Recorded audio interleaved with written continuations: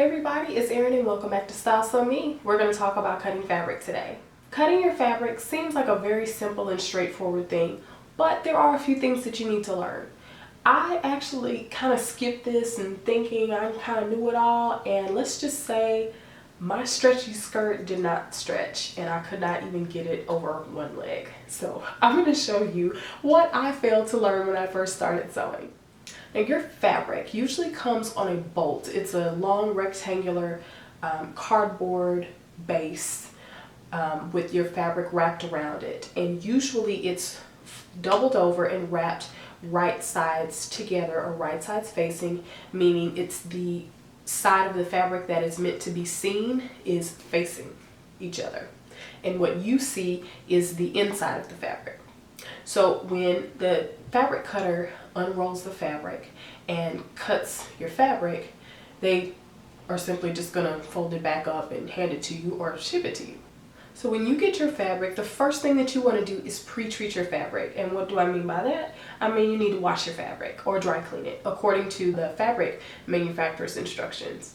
Do not skip this step. Matter of fact, as soon as you get your fabric, go ahead and throw it in the wash or send it to the cleaners. You want to make sure that it gets its initial shrinking out of the way, because if you cut and sew this fabric together and then it shrinks on you, it's not going to fit.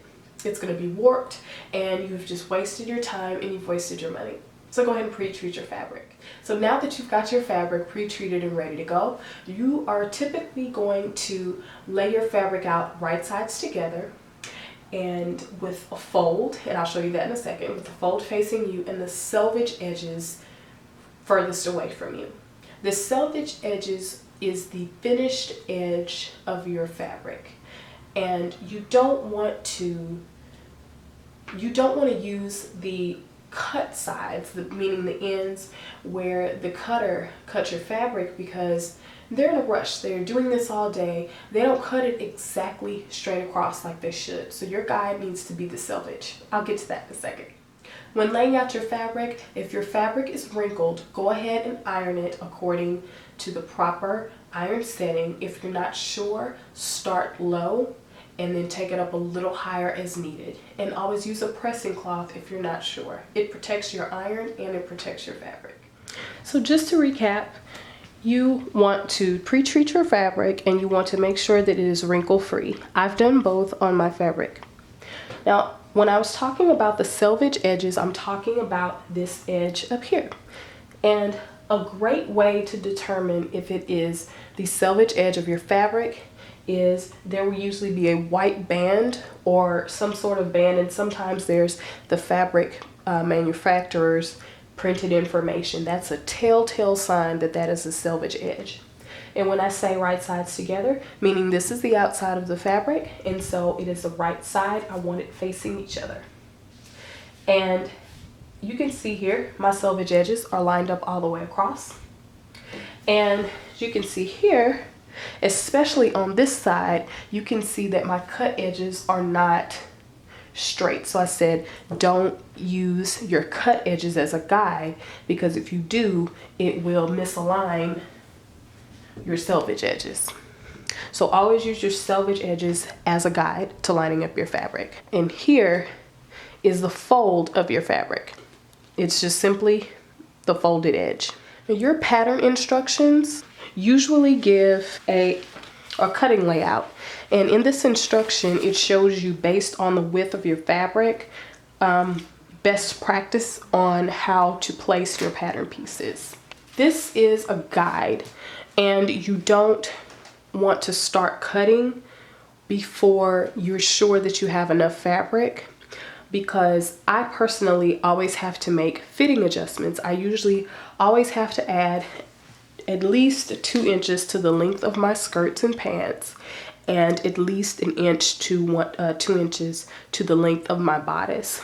And when I'm lengthening a pattern piece, sometimes that widens it as well, and that will definitely throw off the layout that is recommended in your pattern pieces, in your pattern instructions, because remember that those instructions are based on the default pattern piece. So if you know that you're going to need to make adjustments to your pattern pieces before you start cutting, then I would suggest you go ahead and make those fitting adjustments to your pattern piece, and then fold your fabric up as you need to and place your pattern pieces on your fabric. Play with different configurations before you ever cut your fabric, because once you cut your fabric, you're screwed. So now that we've got our fabric laid out and ready to go, we have our pattern piece here. And I just simply cut out a short sleeve pattern piece from the first pattern that I grabbed. So let's talk about a couple of things. We are looking at what is called a grain line. This is the arrow line that's running through the middle of this pattern. The grain line needs to be parallel to the selvage edges of your fabric. And the reason it needs to do so is because it will affect the way your pattern, the way your fabric lays after it's been cut on your body. So I have a cutting mat that completely covers my cutting table, so it's really helpful when trying to line up my grain lines. So first thing that I'm going to do is place my pattern weights on the edges of my pattern, and these are just simply washers that I got from Home Depot of various sizes.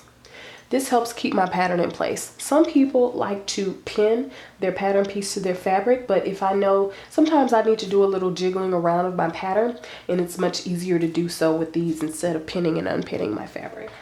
I've eyeballed the grain line to the parallel of my selvage edges, but I'm going to confirm that by using a ruler.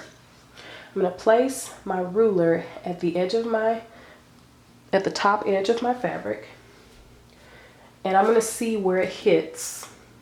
Actually, I'm going to place it at the top edge of my table because I know my table's not moving anywhere. And I want to see exactly where my selvage line, my grain line hits. My grain line hits at exactly inch 17. Now it's easier for me to line my grain line up with an even line on my ruler, because it just makes it easier for me to keep up with it. We just got lucky this time that it's already in place. So as I move my ruler down this grain line to check, I want to make sure that this grain line is hitting inch 17 the entire way across. So I'm going to measure a few inches over. Now my grain line is hitting 1/8 of an inch lower than inch 17, so I need to raise this pattern piece to line up with line 17. And see how I'm just very slightly adjusting the pattern piece. And I'm going to check the end here, and it's lining up with 17, and I'm going to go back and check my starting point, and it's lining up with 17. That's the only thing that you need to do. It's a very important step. Please don't skip this, especially on non-stretch fabric. So now I'm ready to cut. Now I have 2 pairs of scissors here. I have my paper scissors that I use to cut out my pattern with, and I have my fabric scissors, which I use to cut my fabric. I do not mix these two ever, and it's actually a good idea for you to keep your fabric scissors away from your family, because if they're anything like me when I was younger, I would grab these shiny pretty scissors to cut paper and whatever I felt like cutting because they were just so pretty. Well, I didn't know until I started sewing. So keep your fabric scissors away from your family. So I'm going to take my fabric scissors and I'm going to start cutting. When you start to cut,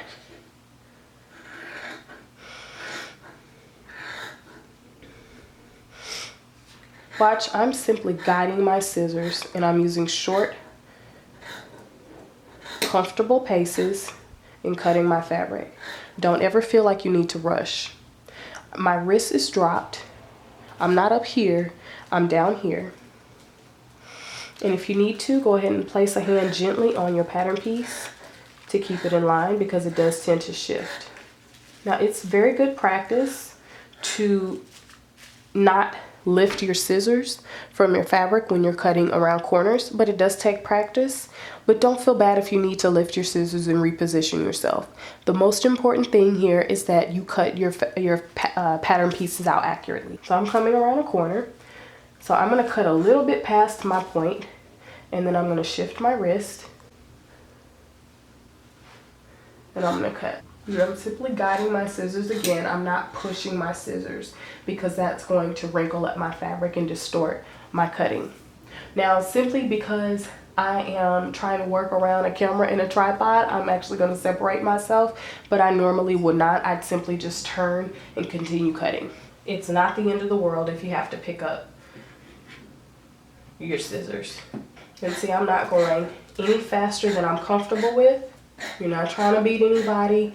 You're not trying to rush. And sometimes when I get into a little bit of a twisting and turning too much, like I was, because like I said, I'm trying to work around a tripod, I'll just go ahead and cut off the edge of the fabric, just like I did there.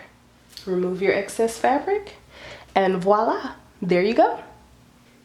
So now that you've cut out your pattern piece with your fabric, you are going to make sure to transfer those markings. And I will show that to you in the next video. So make sure that you subscribe to my channel so you make sure not to miss that update. If you like this tutorial, make sure to give it a thumbs up. Comment below if you have any questions. And again, hit that subscribe button to make sure you don't miss any of my sewing tutorials. Make sure to visit me over at Style Sew Me because I have lots more to show you. I'll see you later. Bye.